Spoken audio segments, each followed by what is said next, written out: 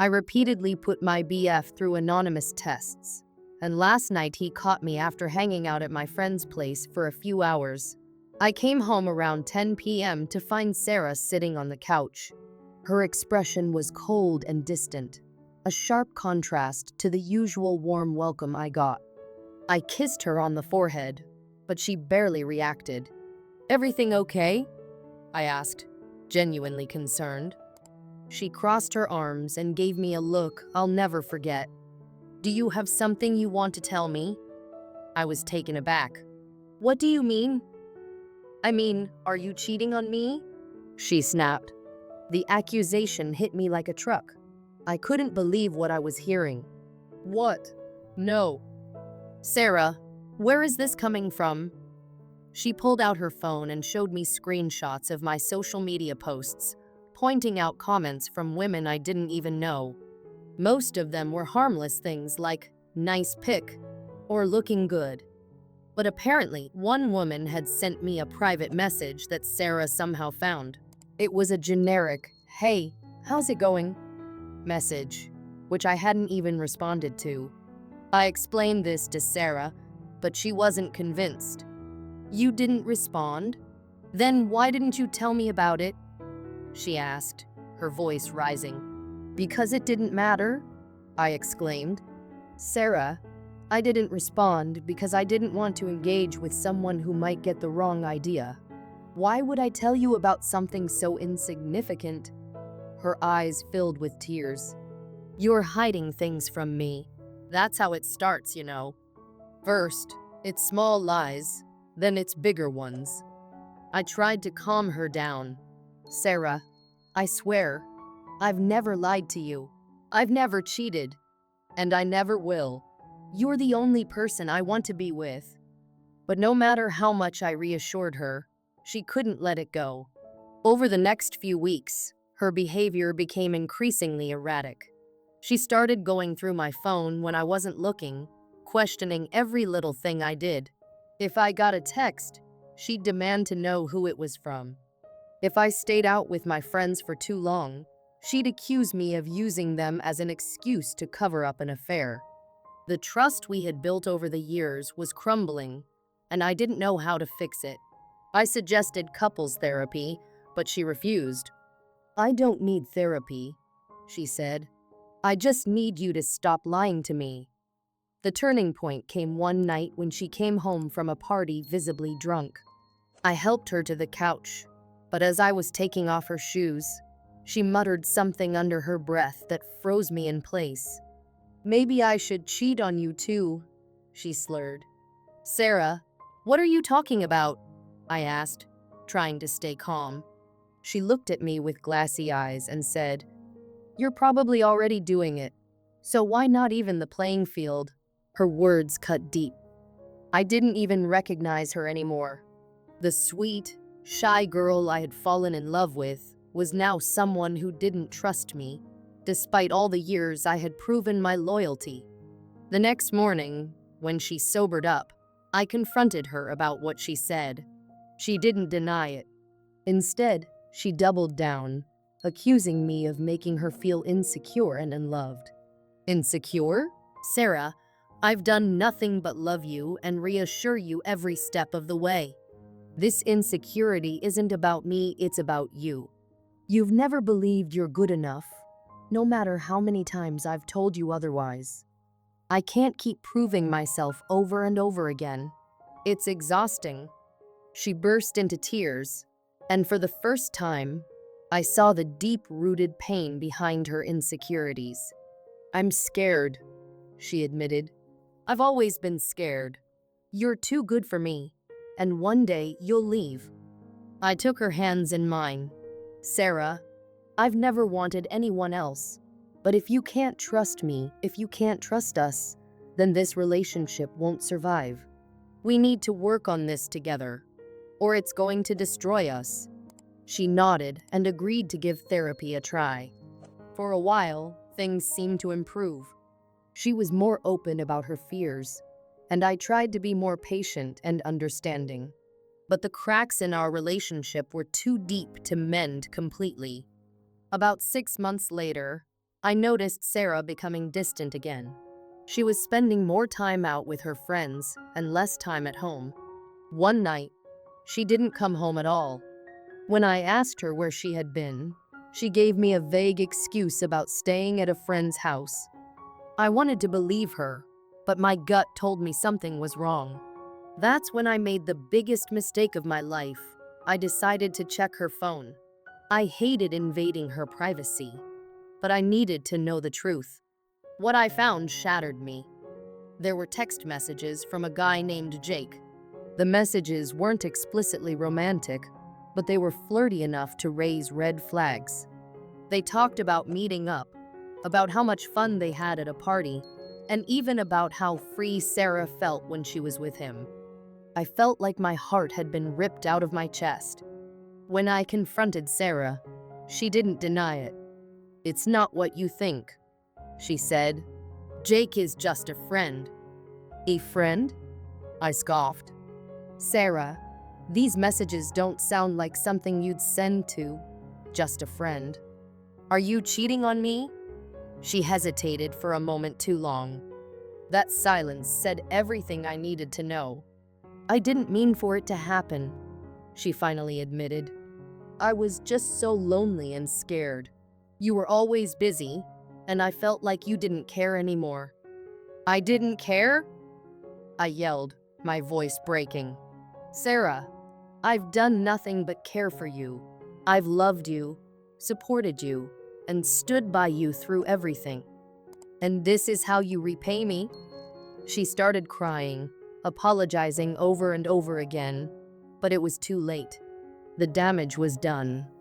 I packed a bag and left that night, unable to look at her without feeling betrayed. In the days that followed, she tried to reach out to me, begging for another chance. She claimed she ended things with Jake and promised to work on her insecurities, but I couldn't bring myself to trust her again. The foundation of our relationship was gone, and no amount of apologies could bring it back. It's been 2 years since that night. I've moved on, but the scars of that betrayal remain. I've learned a lot about myself and what I deserve in a relationship.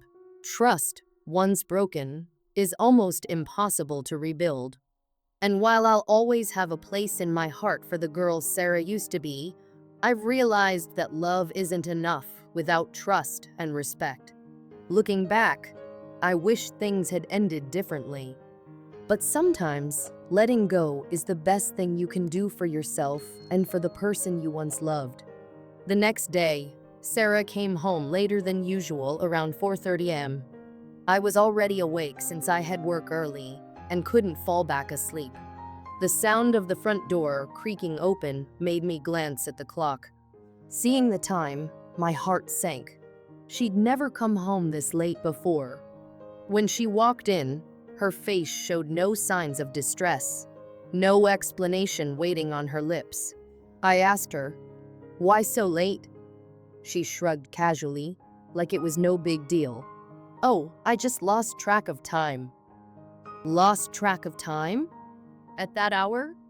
It felt off, but I didn't press her further. Maybe I didn't want to seem controlling or paranoid. I figured she must have been out with her friends, and since she didn't seem upset or intoxicated, I let it go. I grabbed my things and left for work, my thoughts lingering on her unusual behavior. Little did I know, it was just the beginning of a day I'd never forget. Later that day, as I was wrapping up work, my phone buzzed. It was Sarah. Her message read, "We need to talk." Those 4 words. Everyone knows they rarely mean anything good. My stomach churned, and my mind immediately raced through worst-case scenarios. Had something happened to her family? Was she upset about something I'd done? Or worse, was she about to end things? I replied, "Okay, we'll talk when I get home." The rest of the day dragged on. Every hour felt like an eternity. By the time I clocked out, my anxiety had reached its peak. When I finally walked through the door, the sight that greeted me was heartbreaking. Sarah was sitting on the couch, her head in her hands, tears streaming down her face. My first instinct was concern. "What's wrong? Did something happen?" I asked, rushing to her side. She looked up at me, her eyes swollen from crying. Her voice trembled as she said, "I hooked up with my ex last night." Her words didn't register at first. I blinked, unsure if I'd heard her correctly. "What?" I asked, certain I'd misunderstood. She repeated, "I hooked up with my ex." Time seemed to stop. My mind froze as her confession echoed in my head. The woman I loved, the person I trusted most in the world, had betrayed me. When? I finally managed to ask, my voice barely above a whisper. "Last night," she said, unable to meet my gaze. "Why?" My voice cracked, desperation slipping through. "Why would you do this?" Her explanation only twisted the knife deeper. "I don't know," she said, tears continuing to fall. "I've been feeling so insecure lately. I've been so sure that you've cheated on me at least once because you're out of my league. I guess I don't know," I acted out. Her words stung even more than the betrayal itself. Insecurity? Doubt? I'd never given her a single reason to question my loyalty. Every time she needed reassurance, I was there. I'd gone out of my way to make her feel loved, to build her up. And this was how she repaid me. I stood up, my legs shaky, but my resolve firm. "I need a moment," I said, grabbing my keys and walking out the door. I didn't have a destination in mind. I just drove, letting the road unfold in front of me as my thoughts raced. Her confession kept replaying in my mind. I hooked up with my ex. Each time I thought about it, my anger grew. I'd been nothing but loyal to her, and yet she'd let her insecurities lead her to ruin everything we had. I clenched the steering wheel so hard my knuckles turned white. But anger wasn't the only thing I felt. Beneath the rage was a deep sadness, a sense of loss. The life we'd built together now felt fragile, like it could crumble at any moment. Eventually, I pulled over at a quiet park and sat there in silence, staring out at the empty playground. I thought about all the moments we'd shared, the laughter, the milestones, the dreams for the future. Was it all meaningless now? When I finally returned home, it was late.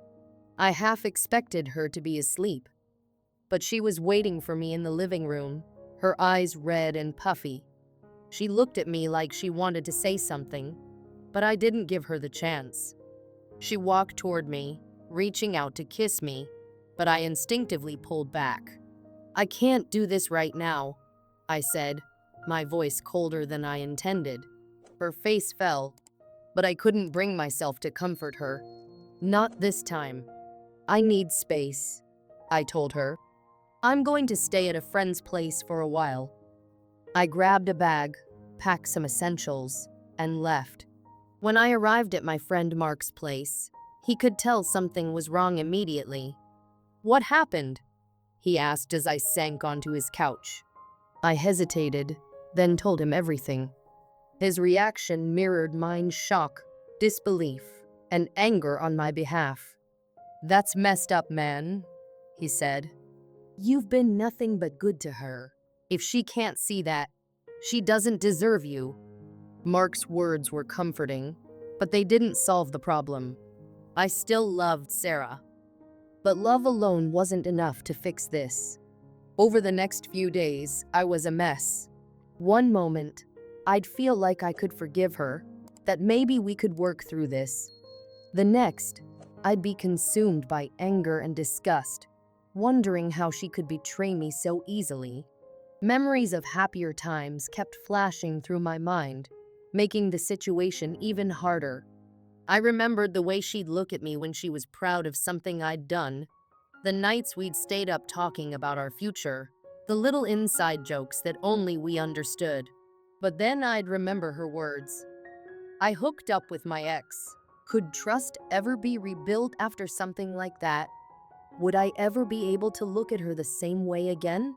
After a few days, Sarah reached out. She sent a long message apologizing, begging me to come home so we could talk. She said she was willing to do whatever it took to earn my trust back. I read her message several times, trying to decide how I felt. Part of me wanted to hear her out, to believe that she could change, and that we could move past this. But another part of me knew that things might never be the same. When I finally agreed to meet her, the conversation was tense. She poured her heart out, promising to go to therapy, to be more open about her feelings, to do whatever it took to make things right. I listened, but my heart felt heavy.